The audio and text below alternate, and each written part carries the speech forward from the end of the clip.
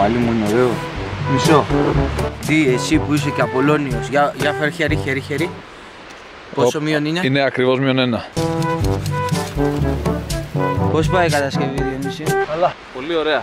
Αυτό που ήθελα να σου πω, ακούς, από αύριο θα κάνουμε τέτοιο εδώ, πολυκατοικία, έχει άλλο. Αλήθεια. Να σου πω. Θα νοικιάζουμε Airbnb, μισά-μισά, 100%.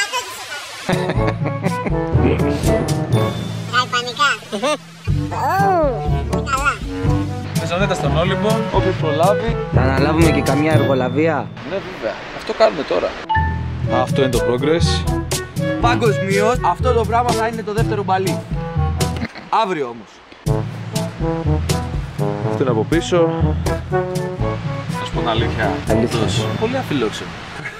Τα ψέματα. Αυτό το πράγμα θα είναι το δεύτερο μπαλί. Δεν έχουμε ρε πολύ κάμερα, δεν είμαστε εδώ πέρα με 10 και μνήμες. I'm talking to, relax.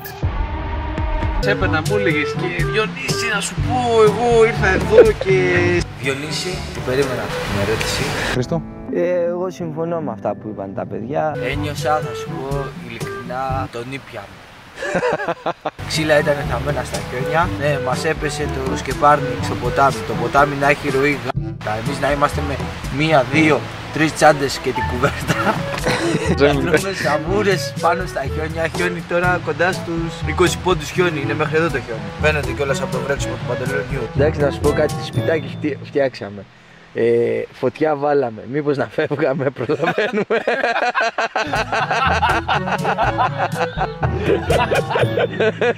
Να σου πω, το σκέφτομαι λίγο.